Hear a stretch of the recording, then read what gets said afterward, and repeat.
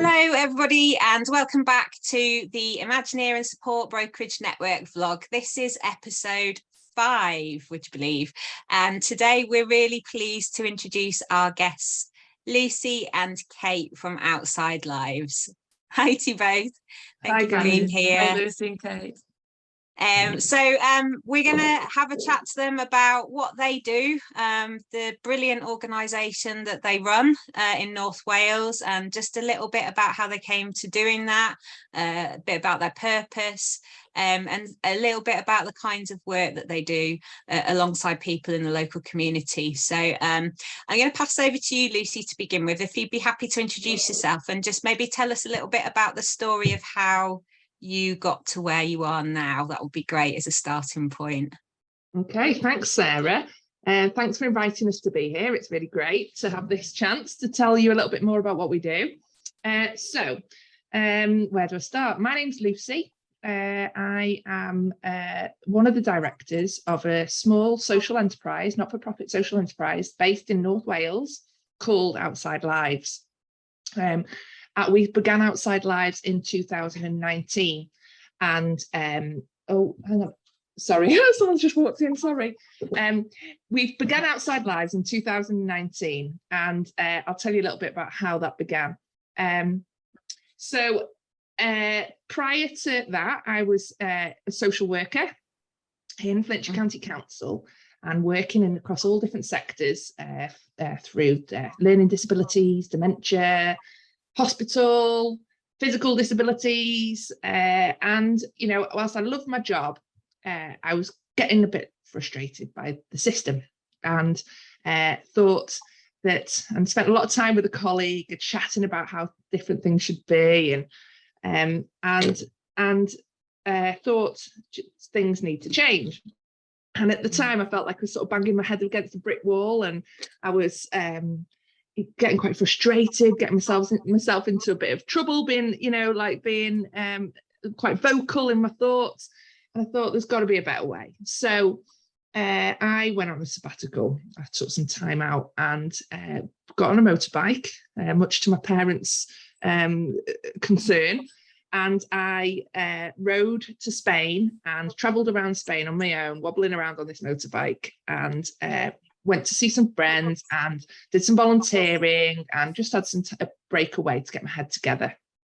And I ended up in a farm down in southern Spain, and I studied a concept in relation to gardening called permaculture. And it's all about how to create sustainable natural systems, and how to do things a different way so that your resources are minimal. You are exploring the strengths and assets and just basically designing a garden so that it's functioning itself. It uses all the resources that are there. And it was and there was a point in when I was there in Spain where this penny dropped. Hang on a minute. What I'm talking about now in terms of gardening is so transferable to people and communities. Yes. So yes. It was like, okay. And I remember ringing the guy that I used to have chats with in work and saying, I'm learning about this thing called permaculture. It's everything that we're talking about every day. This is it. And I did some more research, and just an example of what this permaculture is. If you monocrop a field of sweet corn, for example, you're going to need loads of heavy machinery, lots of resources coming in, loads of fertilizer. It's a heavy industry job. Now, if you plant sweet corn very differently, and you plant beans to run up those sweet corn, and you plant courgettes around the base, it's called Three Sisters planting. And what that does is they all use one another. So the beans run up sweet corn and grow from the sweet corn, and the courgette big leaves at the bottom stop the weeds. So each of those plants have got their own mini ecosystem, and they utilize each other's strengths. And I know it sounds a bit random trying to relate that to community, but it was exactly that. So my theory about community, and I'm not alone in this theory, it's not my theory, is that community has absolutely been eroded by silos and segregation and services. And actually when you start to build community back up, with people from all walks of life, with all these different strengths, then they become self-sustaining ecosystems in their own right. So it was just this penny dropping, and I came back from Spain with this sort of re-energized, thinking, right, what am I going to do here? And then Outside Lives was born. And Outside Lives has 3 core values, which are earth care, people care, and future care. And they are the 3 principles of permaculture.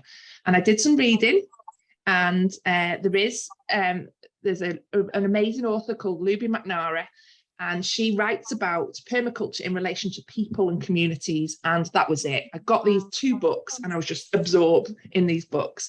And that's what Outside Lives is all about. It's about building community. So regenerating what real community is in an asset-based, community-led way, listening to people, co-producing stuff with people, and also celebrating the natural world. So recognizing that we're not, so that what that taught me in Spain was, we are nature. You know, why are we seeing ourselves as separate to nature? We are actually nature. So Outside Lives, the title was about how we can reconnect with nature.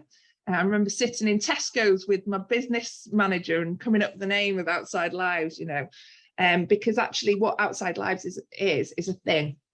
Originally, it was a place, so it was the site that we've got our HQ. But what it is actually is I hate to say movement. I don't think that's the right word, but it's a catalyst, a community connecting catalyst. So we run all sorts of events and activities and workshops that all are in line with our 3 values of earth care, people care, and future care. We have lots and lots of different things going on.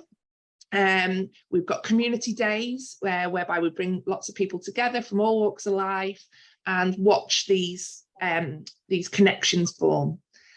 So for us, it's all about how we connect people better, and how we then how we support people on an individual basis, and then how that then automatically grows a community of people. And what we're really keen to now do is how we can influence things on a more structural level. So you know, based on our learning from developing Outside Lives, how can we now start to make that into something a bit more transferable, so other people can take our learning and use it in other places? Because what we are seeing is a lot of magic, and we're seeing some real development in people, individuals themselves, and again, these incredible connections that are being made. And yeah, we just love it. So today we are sitting in the changing rooms of Mould Rugby Club. So hence why I've got this horrible white background behind us. Usually we've got lots of greenery and trees, but we're in the rugby club, and it's one of our on the road activities. So we've got us HQ, which is in just outside of Mould in Gwynnemunny, which is a glorious outside site with a cabin, a yurt, a pond, a woodland, a fire pit, a polytunnel, and then we've got our on the road activities. So today we're at Mould Rugby Club, which is a community day that we've been running since last year. And I think one of the most important things about Outside Lives is to say that it is driven and led by volunteers and people and contributors. Now, we're thinking about dropping the word volunteers, because actually that almost segregates people as well. What we're saying is everybody that is part of Outside Lives is a contributor. So we're calling people active contributors to the big picture, whether they volunteer their time. Yeah, and it just means that even if, I mean, Kate, you explain this better, but even if people are just liking a Facebook post, or, you know, coming to do their admin, or come in to help us write grant application, or growing something, it doesn't matter what people are doing. Everybody contributes to the big picture. Yeah. I love that. In a room and don't speak to anyone, you're still adding to the atmosphere, you're still contributing to what makes presence is contribution, isn't it? Absolutely. And it's one of the values of inclusion that we talk about a lot, you know. Contribution isn't on the basis of academia or even verbal, you know, contribution, you know, presence is contribution. So that's awesome. Kate, would you like to introduce yourself? Would you like to say hello? Tell us about your role a little bit. So at the moment, my role is volunteer coordinator and progression lead. So that might change after this conversation we just had.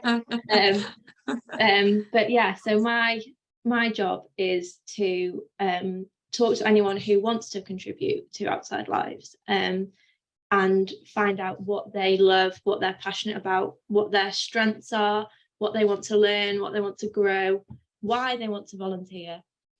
Because people all volunteer for many different reasons, whether it's to make friends or to learn a new skill or just have something to do.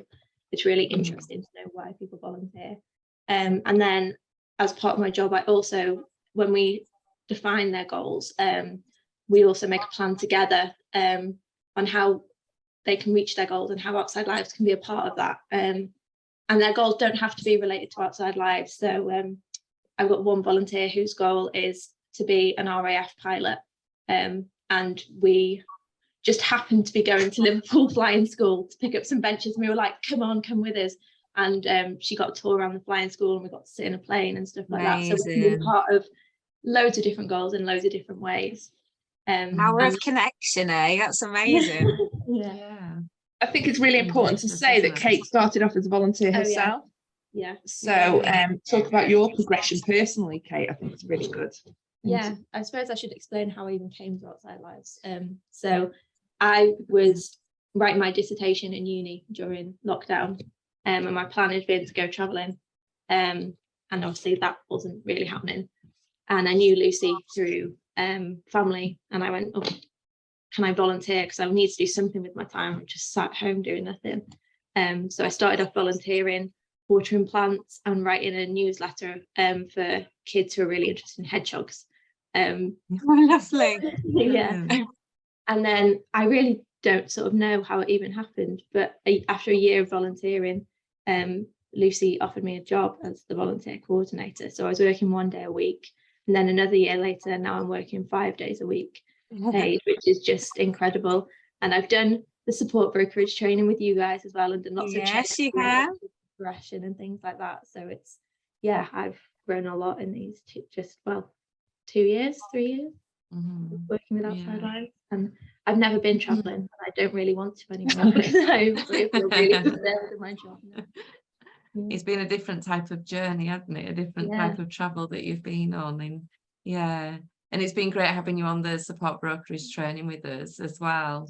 And we had the opportunity, so we got to know each other, didn't we, through Imagineer bringing the support brokerage conversation to North Wales as part of the transformation programme. And Lucy, you were joining in on the meetings about that programme and about that project, and really feeding into the conversations about how to make the most of that for the people and citizens of North Wales.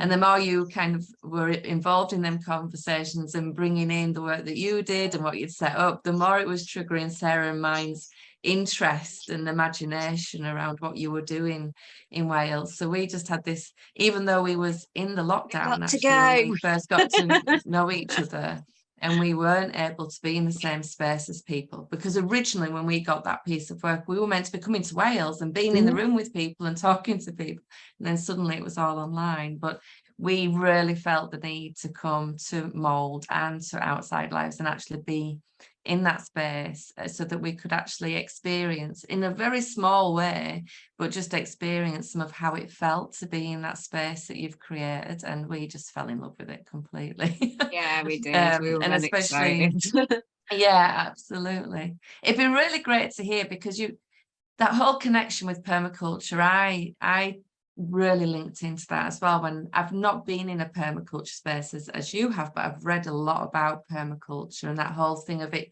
just the connection with what we do makes so much sense. You know, this thing of getting away from service structure and systems and system thinking and system talking, and just being in that space of being human together and being in nature together, and just being a bit more real, and getting rid of all the language that's been developed as well, and just being real together. So that really connected with me when I was reading about it. What I'd love to hear actually is when you've been in that space, what you've seen that's changed in that community space, what you've seen happen.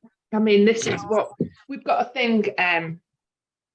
We call it magical moments. So we, Kate and I don't know where it started, but like Quality Street. I don't Magic know. moments. I can't tell you how this magic moment is. Just remember. It was KPIs.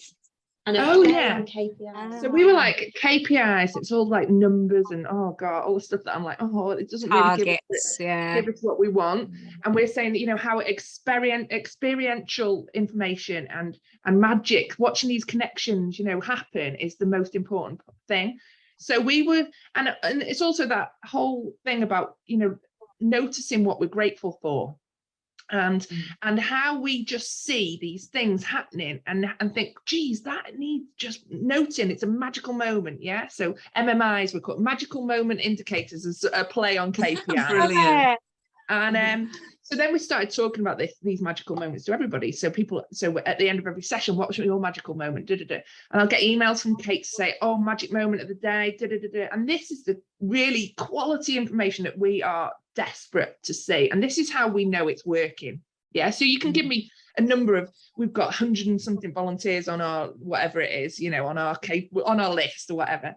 But actually what the stuff we really want to know is that those magical moments, what's happening for those volunteers and those contributors. Yeah. So again, I'm using volunteers. I don't mean volunteers. I just mean everybody.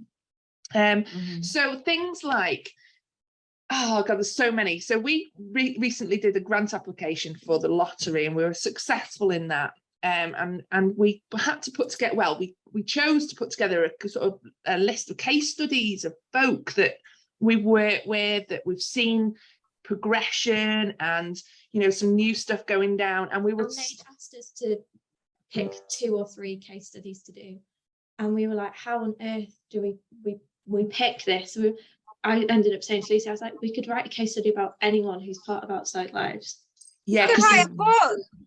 They were so, but there's so many, everybody that we thought That's about, we were like, oh, amazing. what's their magic moment? What's their magic moment? And we just couldn't stop, you know, it just kept coming. And that's the whole attitude of gratitude, isn't it? Once you start thinking in that way, it starts to just flow. So, but there was some really lovely ones. So one, I mean, we always say about Dan.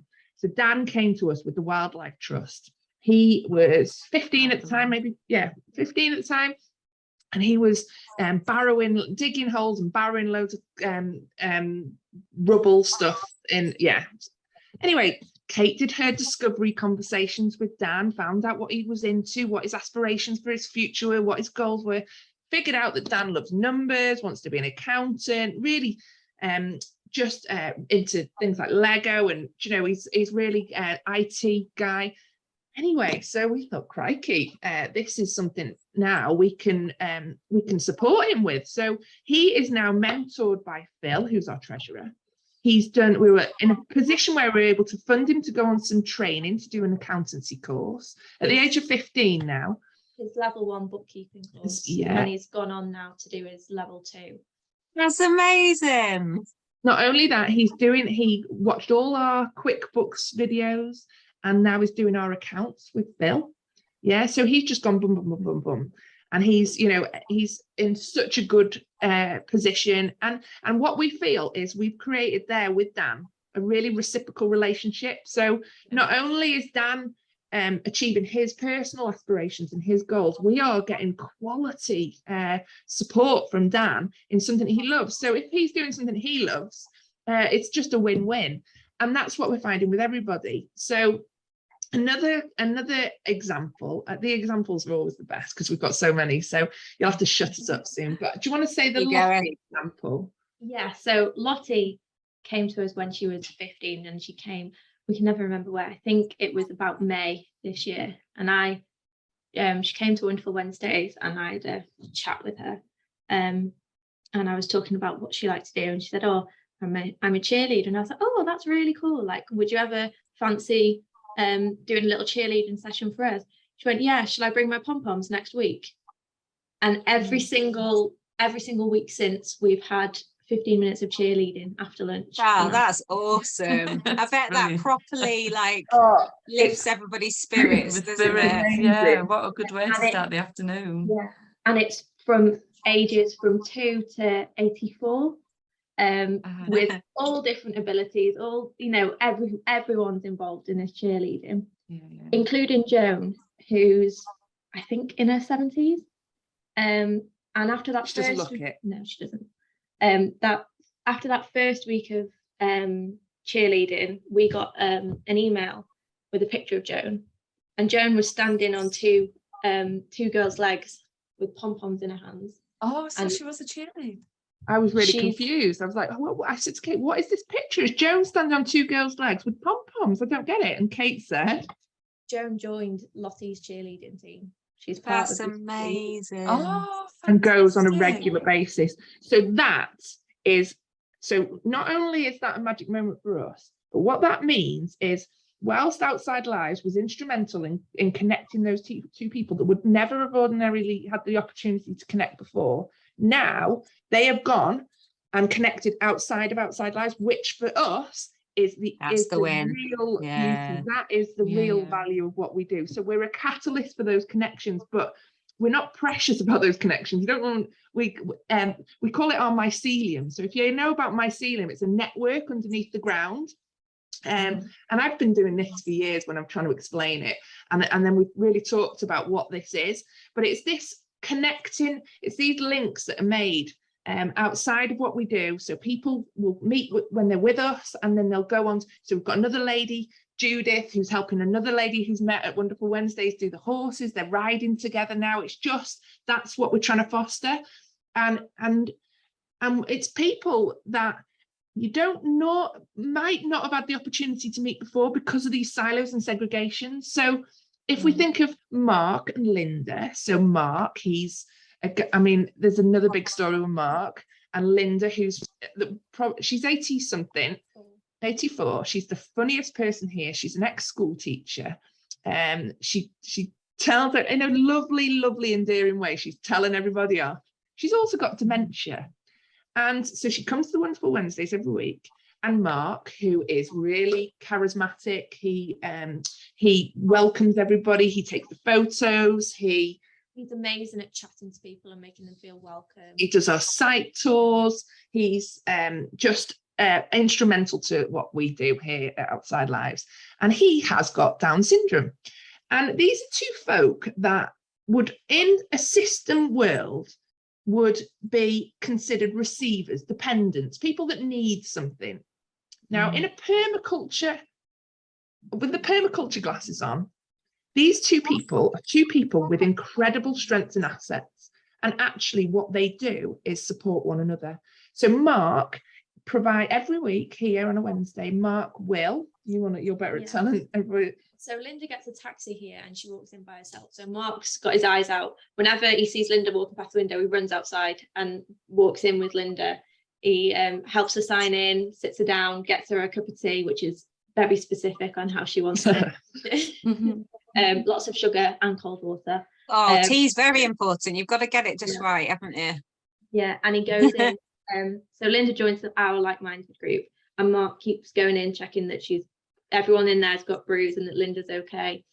And then when we have lunch, Linda has lunch with her. So Mark brings her through, finds her a place to sit, sits with her, talks to her. They do the cheerleading and our yoga session in the afternoon together, chatting and having a laugh. And then the other day, Linda was leaving and she gave Mark a big hug and went, "You're my best friend, you are. That's lovely." Yeah. And it's just demonstrates real relationship. And it just demonstrates, it's, we see it with everybody, but a lot of people would look at somebody like Mark and instantly attach his label, yeah, and not see that actually he has got an abundance of strengths, assets, skills that he can give to somebody else. He's not a receiver, he's a giver. He's somebody that has got so much to offer our community. It's ridiculous, you know. And he's got another story. He came to us, he told me that he'd been volunteering. I met him when he was volunteering. He was sitting on this chair in this community centre. I said, all right, what are you up to? And he's like, oh, I'm just volunteering here. And to be fair, he looked pretty bored. Yeah, there wasn't much happening. And anyway, he started telling me about his volunteering. He said, I'd sit there for 4 hours and bored. No one talks to me. You know, it's boring. I was like, all right, okay, so what do you want to do? He's like, I want to be a YouTube star. Gets out his phone, starts showing me all these YouTube videos of him. And I was like, what? This is awesome. And like, we haven't got that skill, right? So you put us in front of a camera and we are like, oh my God, trying to make these videos, take one, take two, forget it, you know. So I was like, Mark, do you think you might be able to come do our videos for us? He's like, yeah, sure thing. He came along to our Come Dine With Us event. So that's an event where we invite the whole community to bring some food and we all share and sit around the table and share food. He filmed it all. He went around talking to everyone. He vlogged it all for us. And then he does all our site tours now. He does our videos. If you go on our website, he does the site tour, even though that needs updating because the site is now amazing. It's got loads of updates. But again, just a real example of somebody that whose worth and value hadn't been tapped into or recognized. And what we realized is that all of these folk that have got, you know, there's this abundance of social capital, you know, that we can tap into and help and mobilize. And when we do that, you know, what comes out of it is just our magic. You know, that's exactly what it is. That's it's amazing, and you can just see how much, you know, when you both talk about this, how alive you are in yourselves, you know. So that kind of that whole social capital and that reciprocal arrangement, we learn, don't we, when we're in these spaces, that what it brings to us as well as people, and how we begin to connect in much different ways, which brings much more richness into our own lives as well. You know, it's just good, isn't it? It's just a really genuinely good feeling. One of the things I think I'd love to ask you, and I don't know if I'm going to be putting you on the spot here a little bit. Oh gosh, Lucy, two of us might be able to cope. You've been in this space, haven't you, where you've been in that statutory system, you have had that social worker label, you've tried to do this stuff in that system setting, and you'll know as much as we do that everything we've just talked through, the language is there within the system setting. We talk about strength-based, we talk about asset-based, we talk about community, you know, when people are in that system based, but you just are up against this brick wall. And what you've effectively done is maneuvered yourself around the brick wall and put yourself in a position where actually all them things that you understand and you believe in, you can actually bring to life. You know, it's part of what you do on a day-to-day basis. And I'm sure through the people that you are, that this isn't just how you are in outside lives, and this isn't just how you are in the work that you do within the organisation, but this is how you are as people, no matter where you are and no matter who you're alongside. But so I'm getting to the question now. I've rambled my way to the question. So the question is, what is it? When you look back, I'm not going to ask you about what needs to be in the system, because people know what needs to be in the system. People understand that, I believe. But what needs to be moved out of the system? What needs to change to create the space for people to function in that way? What stops it from happening? So much. There's so many ways I could answer that question. I think one of the things I really recognize is that instantly when somebody knocks on the door of social services or health, they are instantly categorized by what people perceive to be their problem. Yeah. So their identity is taken away and they become somebody who's got mental health challenges, or they become somebody that's got a learning disability. So for me, it's the whole, the departments that people are shoehorned into is just like, what? Hang on, like, how does that work? And, you know, I'm working with some people in social services at the moment that are looking at how that gets changed. But I really believe there's a number of things. So I really believe that the shoehorning into these segregated services is a real big problem. Yeah, so that's one of the that is a huge issue, isn't it? And I also think that, and you know, this is where we're at the moment through our conversations, and this is where I'm determined to make some changes with you guys supporting that potentially,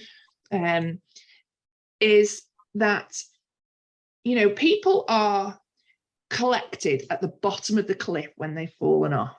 The ambulance have come in and they're collected.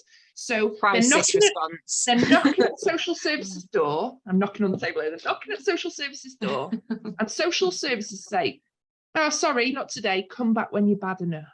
Right?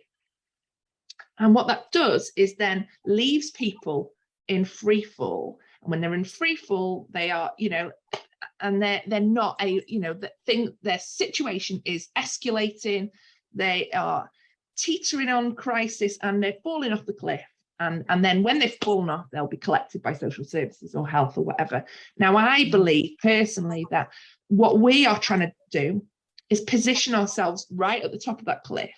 And we are working with people in this really, you know, I'm sure there's lots of other organisations doing similar things, but we are working in ways and bringing in the right people and the right partners so that we can support people at the top of that cliff, help them to recognise that where the edge is and how they can build some barriers away and stop themselves from falling off the top of that cliff. So we really want to position ourselves up there to do that. Yeah, that's great. Thank you. And we're really looking forward to being part of that with you, because as you know, Lucy, we're completely aligned in this way of thinking, and I just alongside people. So. Exactly. And I think, you know, the work that you guys do just lends itself so well to help us to mobilize this, just to articulate it and to really get it, the vision at the forefront of people's minds and say, this is an alternative way we can do things. And if we do it this way, we are going to be potentially, and this is what they want to hear, isn't it?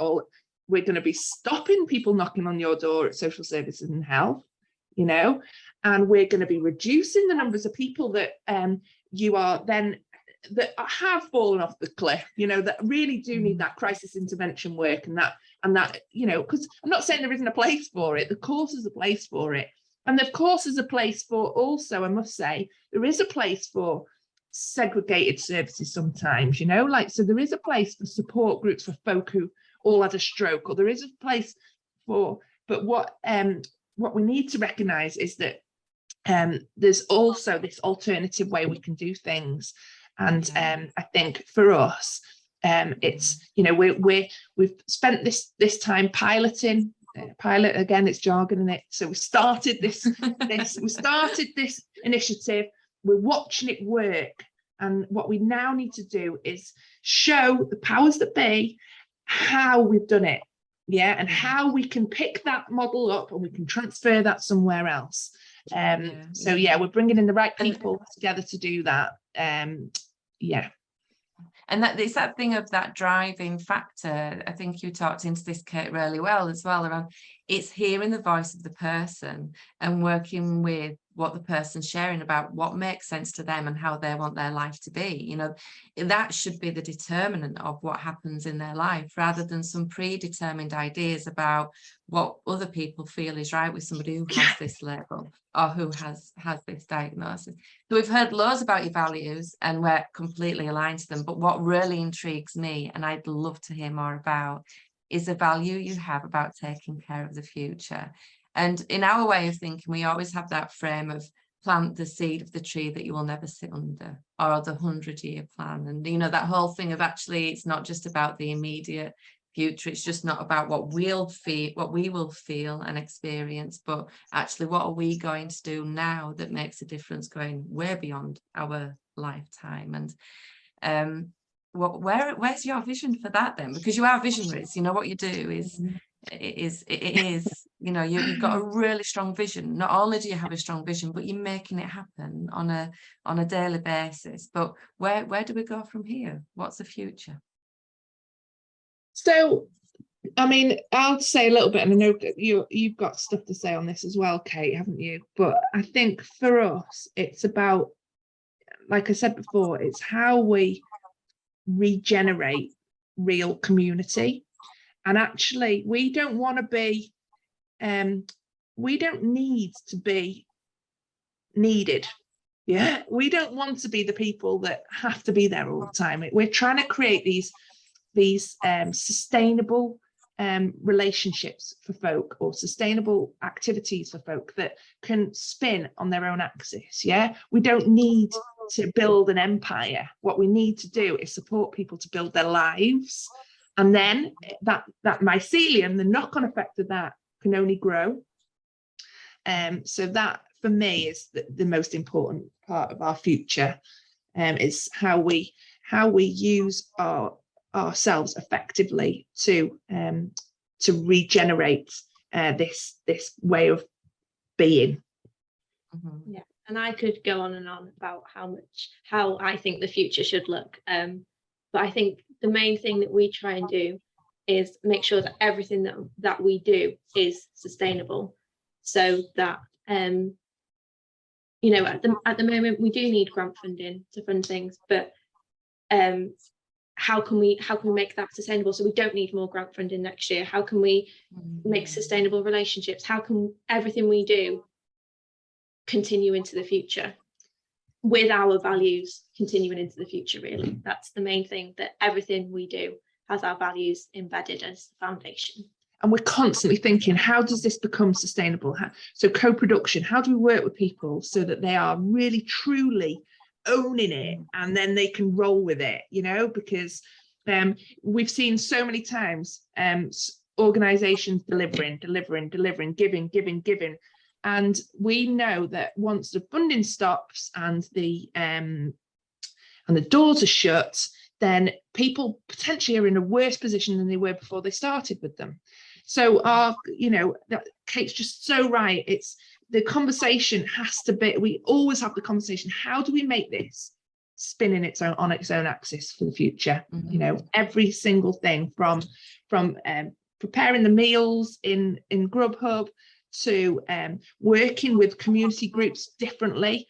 You know, we've been asked to put on a load of workshops for a new residential home that's been opened up. Well, that to me doesn't work. You know, what we want to do is we want to get into there, we want to talk to the people, bring everybody around the table, find out what they want to see happen, how they want to grow, what their aspirations, goals and future looks like, and then support them to achieve that themselves. And then when we support them to achieve that themselves, we can work with them and mobilize that and bring in the right people, and then we can step away. You know, so we always have to have that. How do we step away from this in the future? We're not going to be there holding hands or and that goes for individuals as well that we support. You know, we're always asking, when can we step back? So we do it with our projects and everything that we do. We're like, can we step back from here? Can we, you know, we have conversations about, am I needed right now? You know, we talk to each other about that. So it's really, that's really a good, about doing yourself out of a job all the time. That's the way.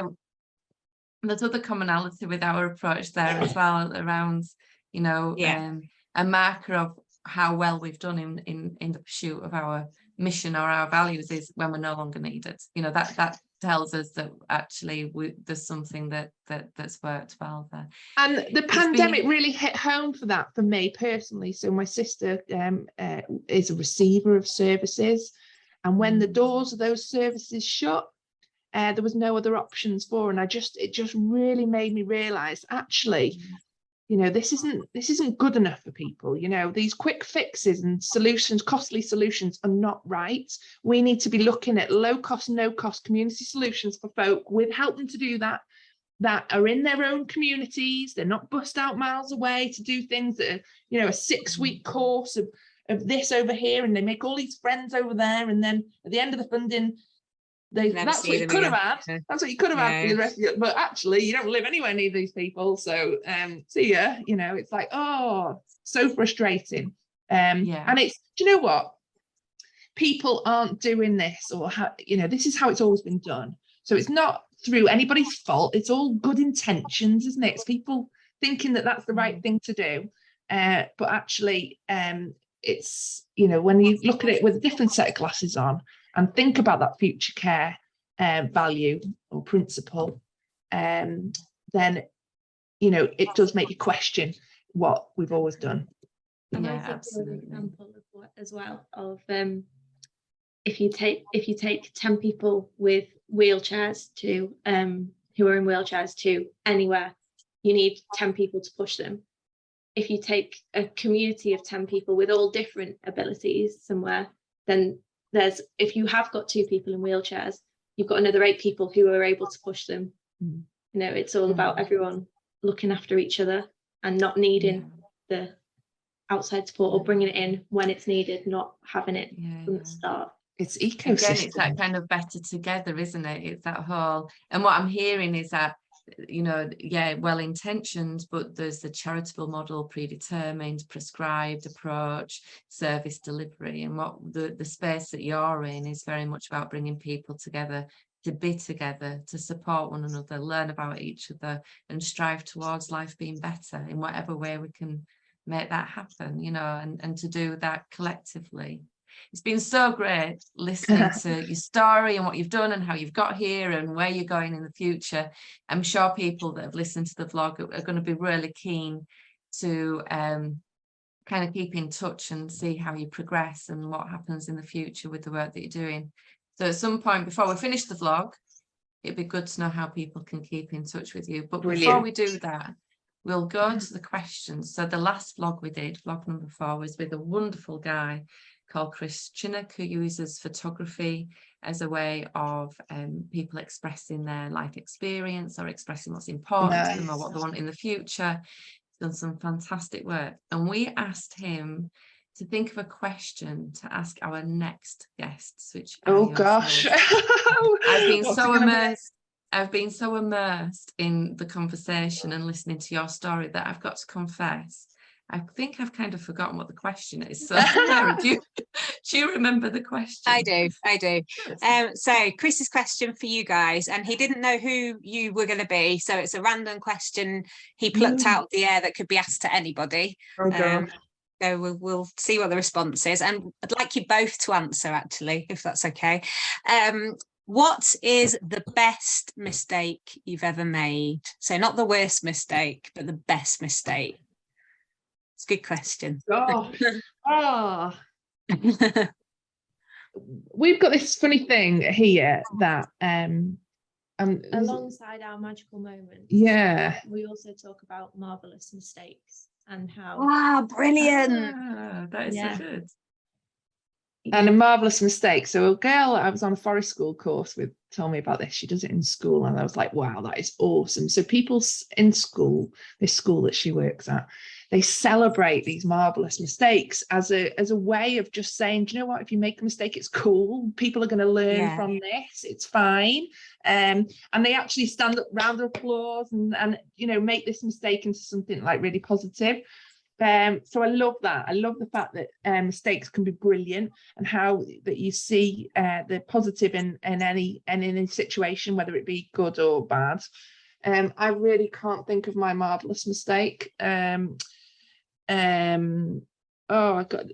so many in my life. I've made that many mistakes that I don't know what to say. Can you think of one, Kate? I've been trying to think while you've been talking. Really on the spot. Yeah. I suppose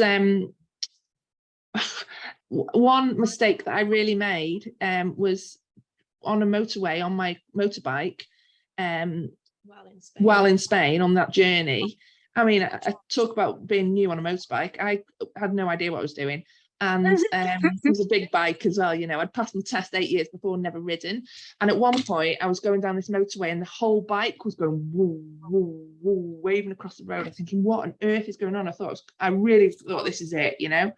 And then I just took my hand off the throttle. I was just going too fast. And it just stopped. So my mistake was just going too fast and just to slow down. And I think wow, that was really nice. I tend to do that. I tend to go a bit too fast. And sometimes I just need to slow down and, you know, look after myself. That's a great metaphor for life, isn't it? Yeah, absolutely. But there you go. That was definitely a I'll be thinking about the wobbly bike every time I'm going too fast from now on, Lucy. Yeah. Oh, it's dreadful. It was dreadful, honestly. My life flashed before my eyes. But there you go. Have you managed to think of a mistake? Not really, because I realised while you were talking that I'm the sort of person that I don't believe in regrets or mistakes. I sort of, you know, I believe that everything that I've done has made me who I am now, and I'm really pleased for every mistake that I've ever made. So it's hard to think of one. But what about the rice? Oh God, yeah, the rice. That was a mistake. What happened with the rice?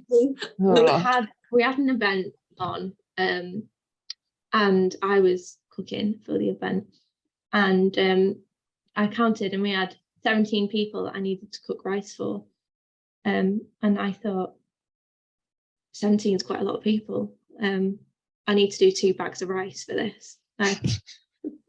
I was like, I just need people to be fed. I was like, it doesn't matter how much food there is, they just need to be fed. So I counted out in cups. I was like, yeah, a cup for each person of rice. That's brilliant.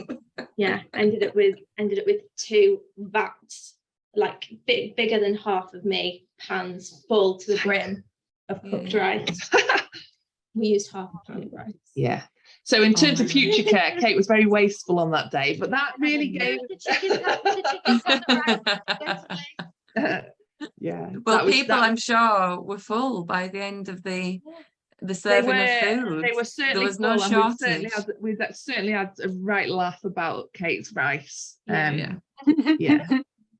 I think that didn't really answer the question of the best mistake. No, I don't know. It all depends on how you view it, doesn't it? Yeah. But I really love that take. Yeah. And I love that take that you've got as well, Kate, around actually that whole recognition of mistakes are actually a bad thing. It's just another opportunity to learn a little bit, grow a little bit, you know, reflect a little bit, do things differently. And that's another thing that, you know, you hold that so strongly, obviously, clearly in the work that you do together. And again, that's juxtaposed to our services and our systems, because they're, you know, the space to make mistakes and the culture around mistake making is so absolutely different. So you're in a much healthier place with regards to recognizing mistakes are a bad thing. Yeah, and we're in a situation now where it's, you know, people are too frightened to say something, too frightened to make a mistake that they don't try. And you know, and that is can completely stop people, can't it? You know, just using folk with learning disabilities as an example. Yeah, so people are too frightened to, some people, not everyone, some people are too frightened to say the wrong thing, or, you know, oh, am I treating them right or whatever, that they don't do it.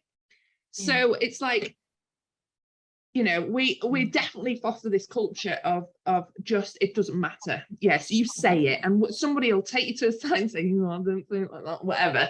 But you know, just do it. Just go and do it. Yeah. Feel That's safe really to be cool. yourself.